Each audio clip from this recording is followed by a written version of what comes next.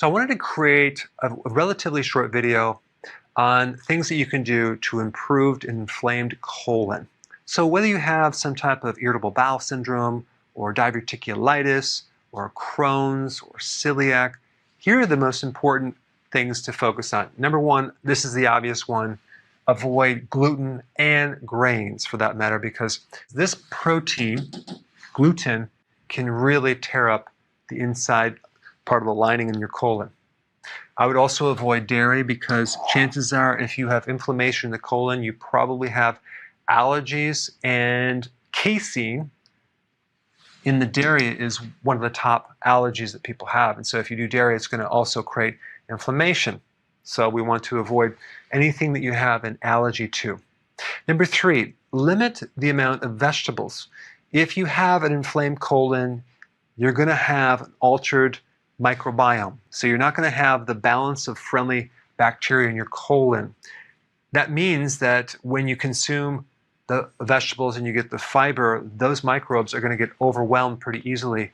And that is going to create a lot of bloating. So you definitely need to adjust your vegetables way down to the point where you have no more irritation in your colon. Normally, if you have a healthy colon with all the microbes, you can handle a lot of vegetable. And in many situations, I may even recommend to do carnivore for a while if you can digest protein. If you can't, you're going to have to build up your stomach acid to break down that protein. But there are a lot of people, especially if you have an autoimmune disease that's related to the colon, they do very well in carnivore, at least for a couple of months, so you can heal the body and then gradually add some more vegetables into the diet. And it's very, very important to avoid vegetable oils, which really, vegetable oils are not even vegetable oils, they're grain oils or seed oils. So avoid those like the plague because they're high in omega-6 and they're very inflammatory. Okay, soy oil, corn oil, cottonseed oil, canola oil, safflower oil, low quality olive oil could be a problem. All very damaging for an inflamed colon. And of course, the obvious, don't consume alcohol or smoke. Believe it or not, smoking really depletes you of certain nutrients, vitamin C especially. And so when you don't have that antioxidant in your body, you get more inflammation.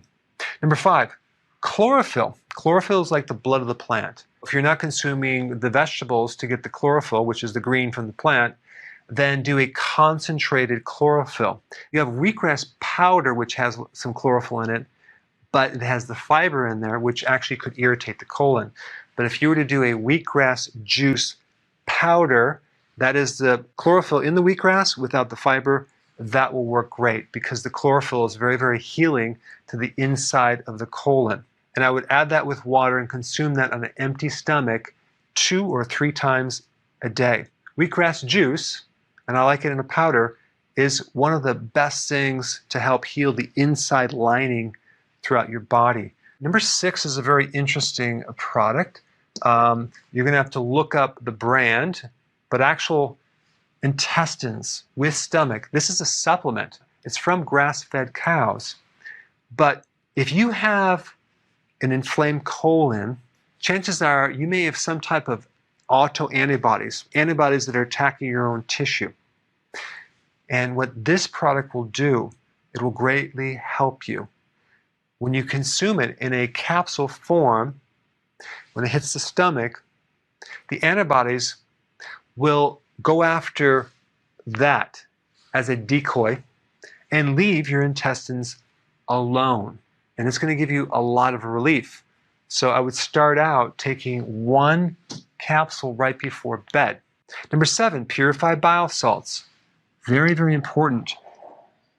Your liver makes primary bile salts and your microbes make secondary bile salts. So if there's some type of inflammation in your colon, you're going to also have a problem recycling bile salts. So you're usually going to be deficient. Bile salts are necessary to keep the junctions of your colon tight and secured to prevent leaky gut.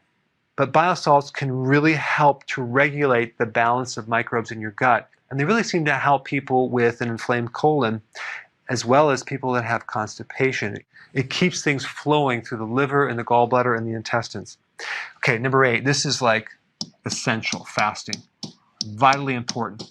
If you are too thin and you have an inflamed colon and you don't want to lose any weight, I understand that may be a problem. So you're going to have to possibly take nutrients while you fast and maybe do it periodically, but definitely do intermittent fasting to some degree, like 2 meals a day, ideally 1 meal a day, and even periodic prolonged fasting.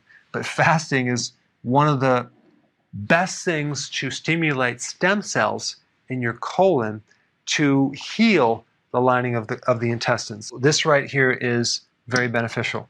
What's very bad for an inflamed colon is frequent eating and snacks all through the day.